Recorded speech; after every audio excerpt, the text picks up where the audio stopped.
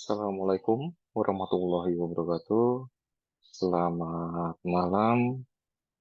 Jadi untuk pertemuan kali ini kita akan belajar mengenai dokumen atau text similarity dan clustering. Oke, kita mulai saja.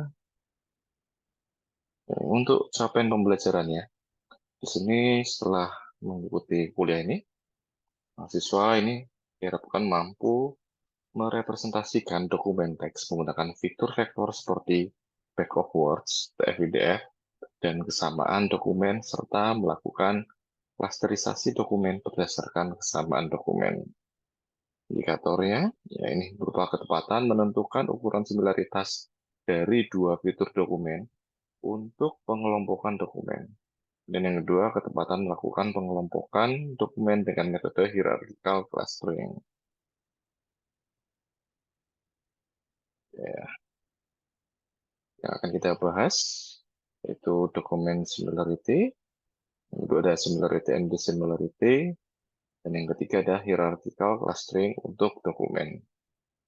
Oke, yang pertama ya kita harus tahu bentuk dokumen seperti apa.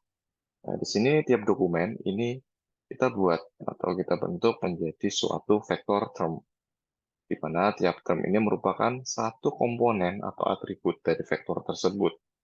Nilai dari tiap komponen menyatakan berapa kali kemunculan term tersebut dalam suatu dokumen. Ini contoh ya, pada dokumen 1, term, term team, dia muncul sebanyak 3 kali.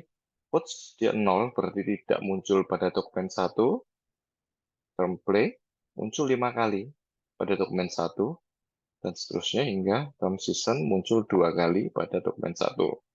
Ini sama halnya ya, dengan dokumen kedua dan dokumen ketiga. Oke, kesamaan dokumen. Ini adalah proses menggunakan metrik berbasis jarak atau kesamaan yang dapat mengidentifikasi seberapa mirip dokumen teks dengan dokumen lain berdasarkan fitur yang diambil dari dokumen seperti back of words atau TF-IDF. Dengan demikian, kita dapat membangun di atas fitur berbasis TF-IDF yang kita rekayasa di bagian sebelumnya dan menggunakannya untuk menghasilkan fitur baru. Domain seperti mesin pencari, pengelompokan dokumen, dan pencarian informasi. Ini dapat dimanfaatkan menggunakan fitur berbasis kesamaan ini. Kesamaan dokumen berpasangan dalam sebuah korpus melibatkan komputasi kesamaan dokumen untuk setiap pasangan dokumen dalam sebuah korpus. Jadi, jika kita memiliki dokumen sebanyak C di dalam korpus, kita akan mendapatkan matriks berukuran C kali C, sehingga setiap baris dan kolom ini mewakili skor kesamaan untuk sepasang dokumen. Ini mewakili indeks pada baris dan kolom masing-masing. Ada beberapa metrik kesamaan dan jarak yang digunakan untuk menghitung kesamaan dokumen, di antaranya jarak kosinus, atau kesamaannya atau similarity, kemudian jarak Euclidean, jarak Manhattan, jarak Jakar, dan sebagainya. Metrik jarak biasanya digunakan untuk mengukur skor kesamaan antara entitas teks, dan terutama mencakup dua area luas kesamaan teks berikut. Pertama, di sini ada kesamaan istilah ya, merupakan kesamaan antara token atau kata individual. Yang kedua, kemiripan dokumen, yaitu kemiripan antara seluruh dokumen teks. Idenya adalah menerapkan beberapa metrik jarak dan melihat bagaimana kita dapat mengukur dan menganalisis kesamaan di antara kata-kata sederhana. Oke, similarity dan dissimilarity atau kemiripan dan ketidakmiripan. Nah, kemiripan ini ukuran numerik seberapa mirip dua buah objek mempunyai nilai yang lebih tinggi jika objek-objek tersebut sama.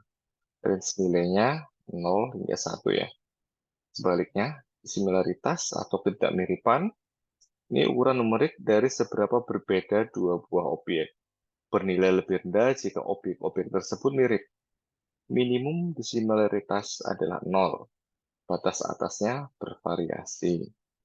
Kedekatan atau proximity ini mengacu kepada suatu similaritas atau disimilaritas. Ini ya, contoh similaritas dan disimilaritas untuk atribut sederhana.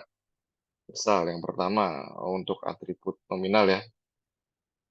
Oke, untuk disimilaritasnya D atau D disimilaritas atau jarak gitu ya. Ini akan bernilai 0 jika P sama dengan 0. Maaf, jika P sama dengan Q. Berarti ketidakmiripannya itu 0. Kemudian nilai disimilaritasnya akan bernilai 1 jika nilai P ini tidak sama dengan Q. Ya, berarti memang benar-benar tidak mirip ya. Di 1.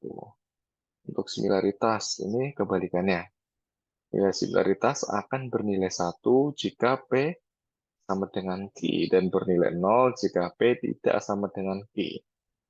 Untuk tipe ordinal, untuk menghitung similaritas, ini D sama dengan absolut ya, absolut selisih antara P dan Q dibagi N min 1, di mana N ini adalah number of values-nya ya. Nah, sedangkan S-nya atau similaritasnya ya 1 dikurangi D. Ini, sama ini dia. 1 dikurangi disimilaritasnya. Untuk interval atau rasio, disimilaritasnya dia sama dengan absolut P dikurangi Q. Untuk similaritasnya, S sama dengan negatif D. Bisa juga S sama dengan 1/1 plus D. Bisa juga yang bawah ya. S sama dengan 1 dikurangi D dikurangi minimal D dibagi max D dikurangi minimal D. Sifat umum dari jarak. Oke, yang pertama dia itu positif definitif. Ini nilai jarak antara P dan Q. Nilainya lebih besar atau sama dengan 0 untuk semua P dan Q. Dan jarak antara P dan Q ini nilainya 0 hanya jika P sama dengan Q. Jadi nilainya 0 ya bila P sama Q-nya sama. Kemudian jarak antara P dan Q ini sama dengan jarak Q dan P untuk semua P dan Q ini yang disebut simetris. Kemudian jarak antara P dengan R lebih kecil atau sama dengan jarak antara P dan Q ditambah jarak Q dengan R untuk semua poin atau titik P, Q, dan R. Ini disebut juga triangle and inequality. Di mana jarak ini dia, DBG adalah jaraknya. Jarak yang memenuhi sifat-sifat ini disebut sebagai metrik. Ini beberapa contoh perhitungan jarak ya. Yang pertama ada jarak Euclidean atau Euclidean distance. Nah, ini rumusnya ya. Ini P ke K dikurangi K. Ini dijumlahkan ya semua. Untuk K sama dengan 1 hingga N. Hasilnya dikuadratkan. Setelah itu baru diakar. Nah, ya, N adalah jumlah dimensi atau atributnya. P, K, dan K adalah atribut atau komponen ke K atau objek data P dan Q. Nah, jika antara nilai P dan Q skalanya berbeda, misal P itu nilainya satuan, Q itu nilainya ratusan atau ribuan, ya maka perlu dilakukan standarisasi ya. Contohnya, matriks jaraknya. Bentar. Ini jarak antara P1 ke P1 yaitu 0, ya karena memang titik itu sendiri ya. Kemudian P1 ke P2 2,828. Hitungnya seperti ini.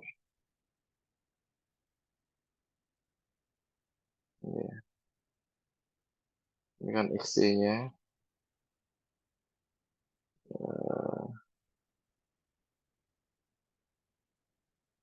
Berarti seperti ini. Jaraknya sama dengan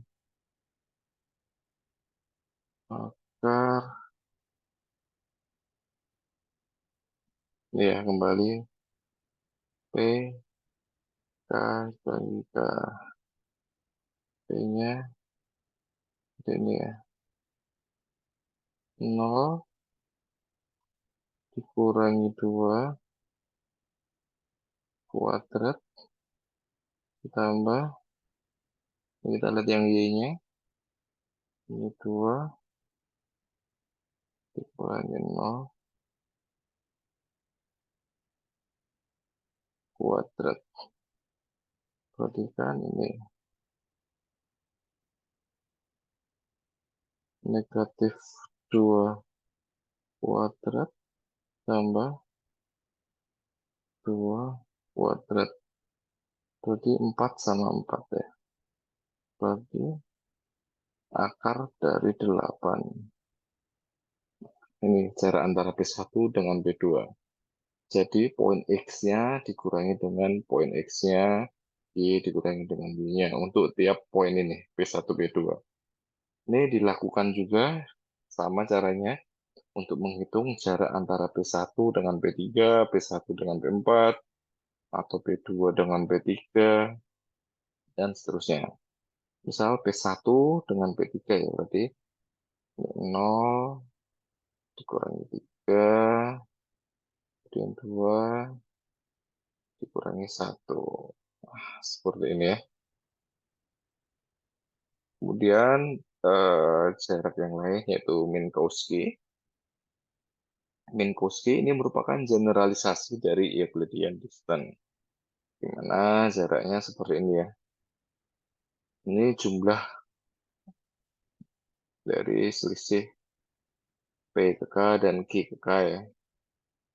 Untuk Y-nya 1 sampai dengan N, ya, seperti tadi ya, N adalah jumlah dimensinya. Kalau seperti ini kan 2 dimensi. Ini N-nya. N sama dengan 2. Oke. Nah, kemudian di sini ada R. R di sini adalah parameter. Nah, ya. Jika nilai R-nya 1, ini jarak city block ya, city block distance, disebut juga Manhattan, Dixie Gap, L1 norm. Contohnya adalah Hamming distance yang menghitung jumlah bit yang berbeda dari dua vektor biner. Bila R-nya adalah 2 sama dengan 2, ya itu Euclidean distance. Bila R-nya infinite, disebut juga supremum. Ini adalah beda maksimum dari beberapa komponen dari vektor. Semua ukuran ini berlaku untuk semua jumlah dimensi. Ini dengan contoh poin yang sama ya, seperti contoh soal tadi. Untuk yang L2, ini kan sama dengan Euclidean ya. Nah, kalau yang 1, seperti ini. Misal P1 dengan P2. Masukkan aja. Absolut P sama Q-nya. Ini kan berarti absolut sama dengan absolut P, ini yang X-nya 0 dikurangi 2 ditambah, memberikan sigma kan, ya berarti ditambah ya, ditambah absolut 2 kurangi 0. Nah di sini kan ada pangkat R terus dipangkat lagi 1/R, ini karena 1 ya, berarti nggak perlu ya. Jadi ini sama dengan 2 ditambah 2, hasilnya 4. Seperti itu. Oke, untuk yang L yang infinite, sama ya, tinggal dimasukkan aja rumusnya. Oke, berikutnya, tadi setelah kita bahas disimilaritas atau jarak, ini sekarang kita bahas soal similaritas. Ini sifat similaritas ya. Sifat yang pertama, ya, similaritas atau kemiripan antara P dengan Q akan bernilai sama dengan 1 ya. Ini disebut juga similaritas maksimum. Itu jika P sama dengan Q. Dan ini similaritas P dan Q ini sama dengan similaritas Q dengan P untuk semua P dan Q. Nah, sama ya sifatnya simetri tadi. Kemudian similaritas antara vektor biner. Nah, misalkan ada objek P dan Q hanya mempunyai atribut biner. Menghitung similaritas menggunakan kuantitas berikut. Di sini ada M01, M10, M00, dan M11. Di mana M01 ini adalah jumlah atribut di mana P-nya 0, Q-nya 1. Sedangkan M10 ya P-nya 1, Q-nya 0, M00 ya P-nya 0, Q-nya juga 0. Sedangkan M11 ini P-nya 1, Q-nya juga 1. Nah, dari vektor biner seperti ini ya kita bisa pakai dua pengukuran yaitu simple matching dan Jakarta koefisien maaf. Nah, yang pertama SMC simple matching ini number of matches ya jadi yang cocok dibagi semua atribut ya, yang cocok kan berarti yang ini satu-satu ya bila P-nya 1 Q-nya juga 1 dan M00 bila P-nya 0 Q-nya juga 0 ini jumlahnya ada berapa sih totalnya dibagi semuanya total semua atributnya.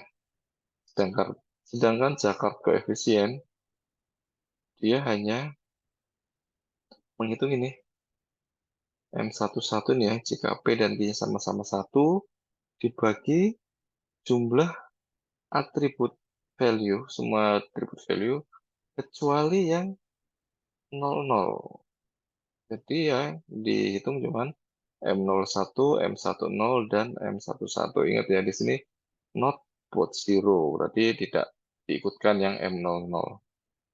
Itu Jakarta koefisien.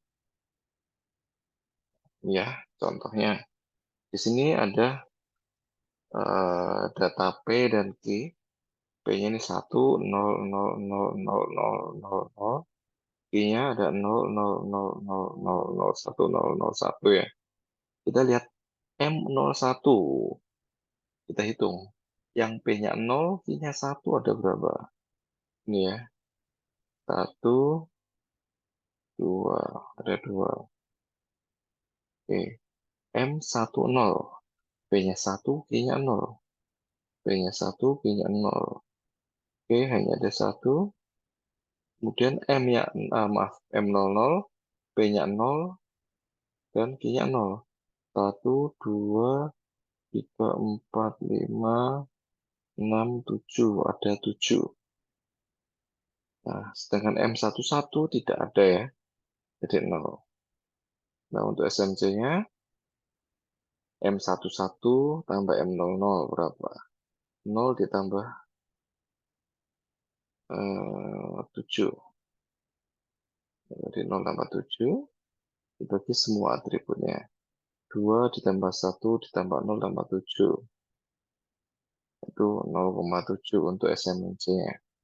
Dan untuk Jakarta M11 nya 0. Pindah. Ini 0 dibagi ini semua. Ini ya. Yang Jakarta cuma 01, 10, dan 11. Ya, karena M11-nya tidak ada, berarti Jakarta koefisiennya 0. Berikutnya, quotient similarity.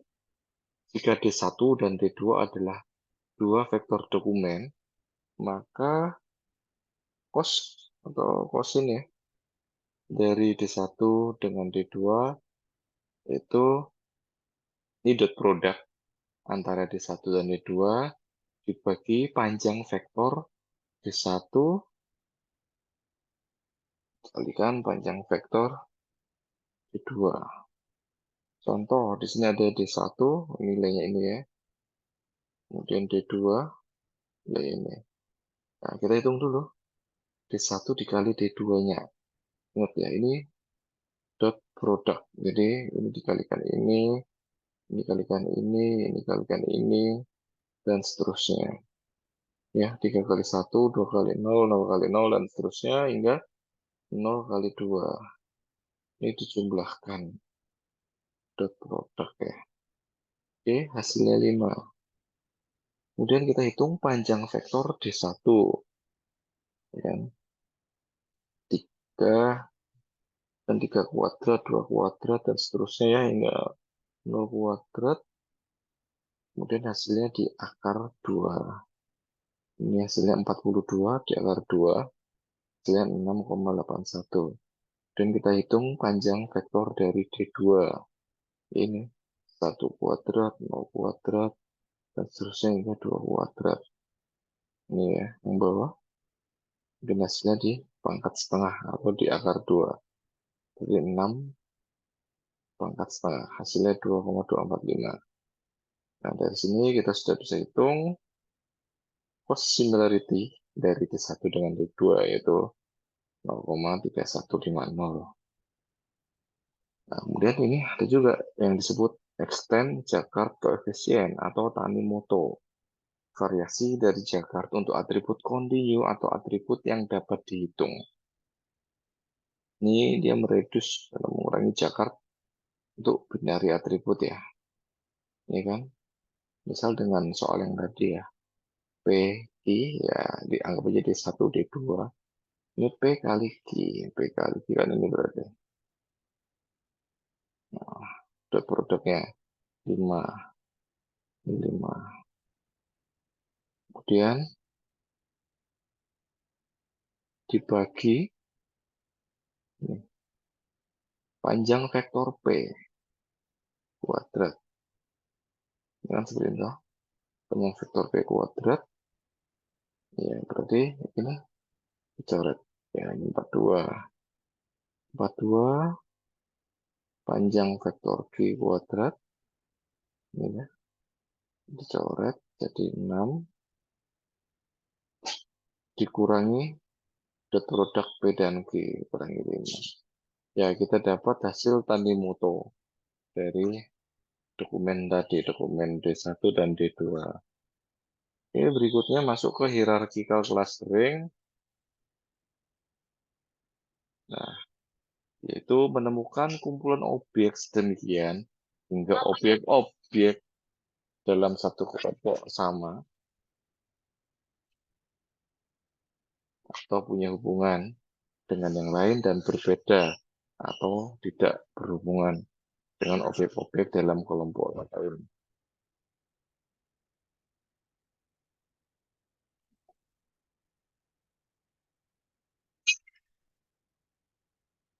Ini ya. Ini contoh di sini ada 3. Ada satu kumpulan data ya, di mana di sini bisa diklasterkan dengan jarak data yang mirip-mirip, yang pendek-pendek. Nah, ini jarak dalam klaster ini diminimalkan dan jarak antar klaster dimaksimalkan. Oke, masuk ke tipe clustering. Clustering adalah suatu himpunan klaster. Perbedaan penting antara himpunan klaster, hierarki, dan partisi. Yang pertama, partitional clustering, yaitu pembagian objek data ke dalam subhimpunan atau klaster yang tidak overlap sedemikian hingga tiap objek data berada dalam tepat satu subhimpunan. Sedangkan hierarchical clustering, ini sebuah himpunan klaster bersarang yang diatur sebagai suatu pohon hierarki. Ini contohnya ya. Hierarchical clustering dia menghasilkan sebuah himpunan dari klaster bersarang sebagai suatu pohon hierarki. Dapat divisualisasikan sebagai sebuah dendrogram. Pohon ini berfungsi sebagai diagram yang mencatat urutan dari penggabungan atau pemisahan. Contohnya di sini ada 6 data. Yang pertama kita lihat ya di sini 1 sama 3 jaraknya dekat.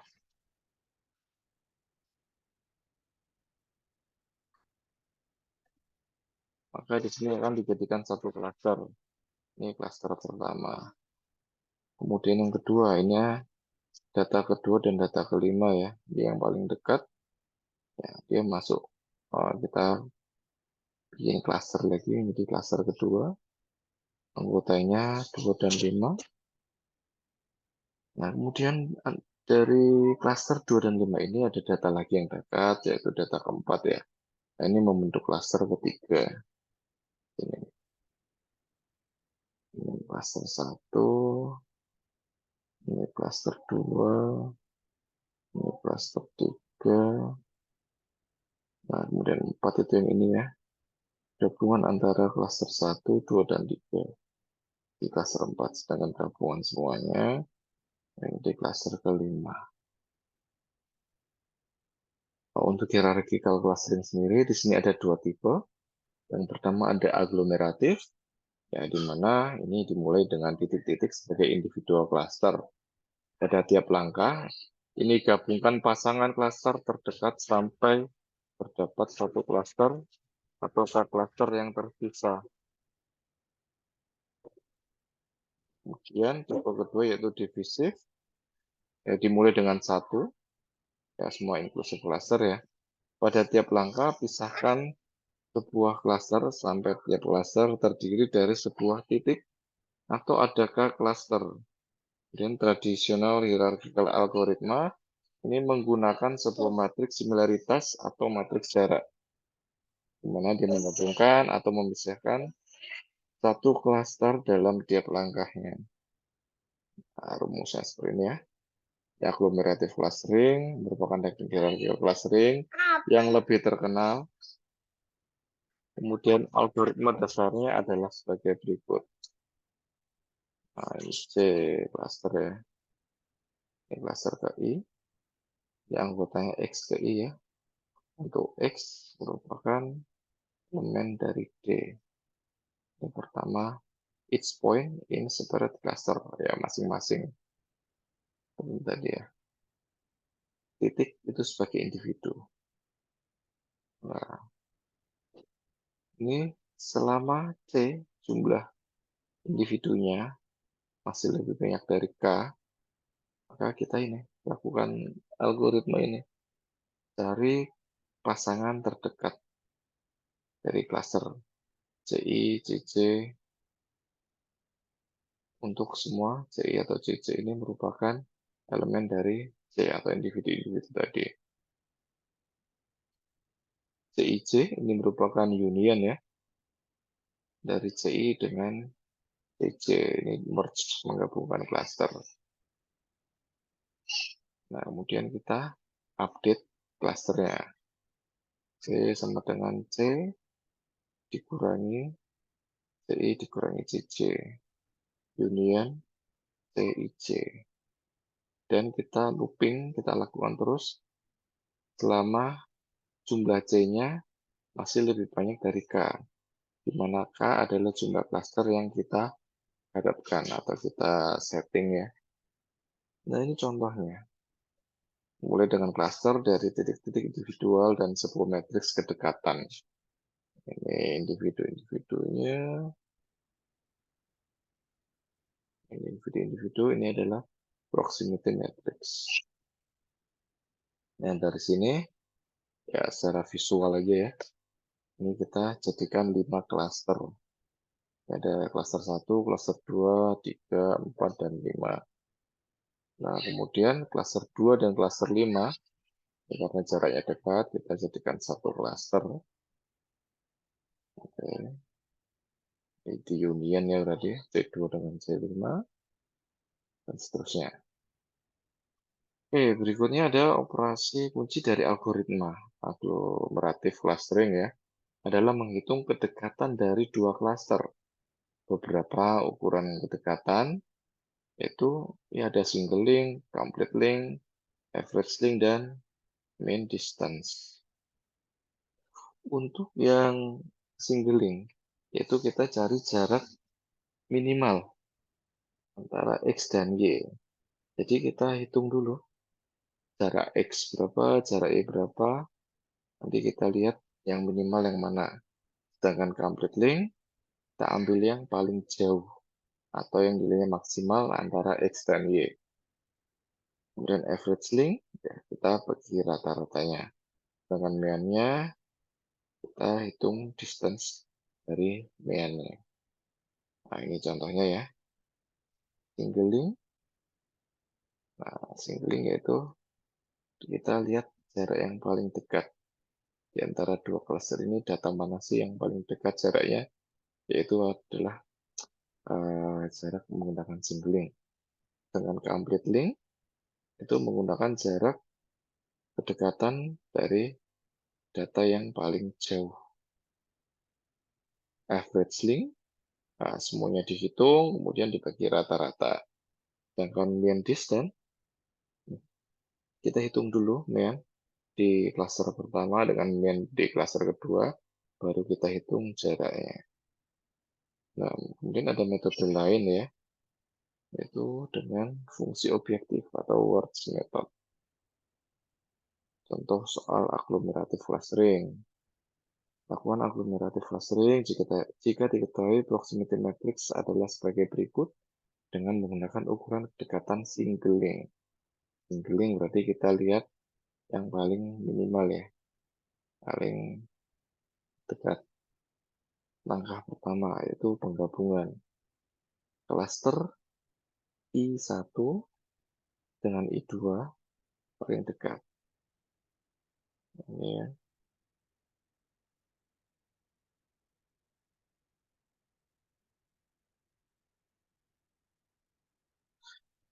Oke. Oke, ya ini kita perhatikan di sini ya. Ini disebutkan ukuran kedekatan, berarti ukuran kemiripan. Semakin besar, berarti semakin mirip. Kalau semakin mirip, berarti ya jaraknya semakin kecil ya. Kalau jarak semakin kecil, berarti dia dianggap yang paling dekat. Nah, dari sini kita bisa lihat jarak antara I1 dengan I2 adalah yang paling kecil, atau di yang paling mirip. Maka dari itu, I1 dan I2 ini kita gabungkan. Ya. Nah, kemudian kita update proximity matrix-nya dengan ukuran kedekatan single link. Ini kita union I12, I12, dan kita hitung lagi jarak I12 dengan I13. Nah, I12 dengan I3 ya. Kita hitung dulu jarak I1 ke I3 berapa, I2 ke I3 berapa. Misal I1 ke I3 dia 0,1, dengan I2 ke I3 dia 0,7. Nah, di sini nilai minimal. Nah, kita ini ya, karena yang dilihat atau matriks ini adalah matriks kedekatan, bukan matriks jarak, maka yang disebut minimal, kan minimal distance, berarti distance yang paling kecil. Nah, distance yang paling kecil ya ini yang 0,7, karena dia yang paling mirip. Seperti yang sudah disebutkan sebelumnya, jika dua data dibilang mirip, ya berarti semakin mirip, jaraknya semakin dekat, semakin minimal. Ya, berarti 0,7.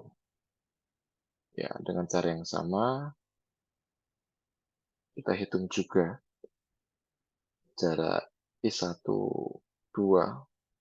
dengan I4 dan I12 dengan I5, dan seterusnya. Dan langkah 3, ulangi langkah 1 dan 2 sampai semua titik tergabung menjadi 1. Nah, hasil akhir, ya berupa dendrogram ya. Untuk mendapatkan klaster dari dendrogram dilakukan proses pemangkasan pohon. Misalkan kita ingin mendapatkan 2 klaster dari dendrogram di atas. Kalau yang kiri adalah 1 klaster, yang kanan ya ini kita dapat 2 klaster.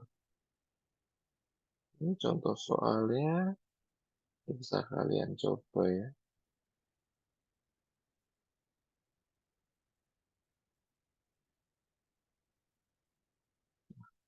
Oke, kemudian kelebihan min atau single link. Nah, dia dapat menangani bentuk yang tidak elips. Sedangkan kelemahannya yaitu sensitif terhadap noise atau outlier.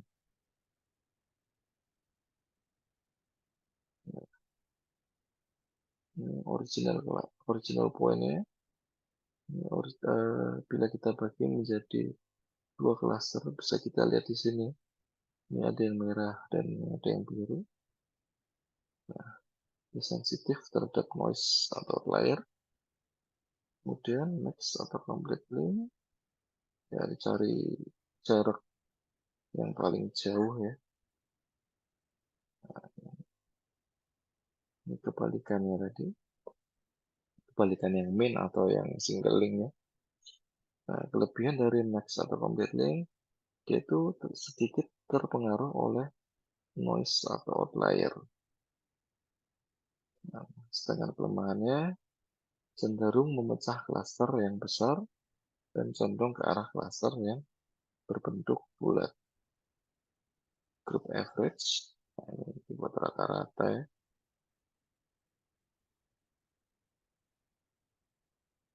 Dia berkompromi dengan single link dan complete link. Kelebihannya sedikit dipengaruhi oleh noise dan outlier. Kekurangannya dia cenderung ke bentuk klaster bulat. Kemudian MST, yaitu Divisive Hierarchical Clustering.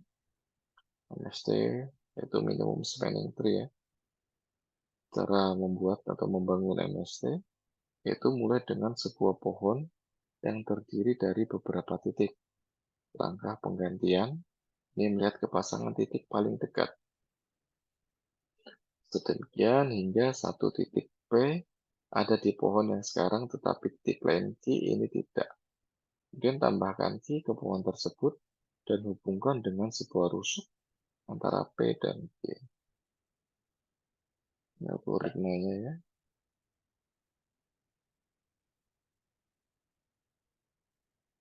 Oke, materi untuk pertemuan kali ini selesai ya.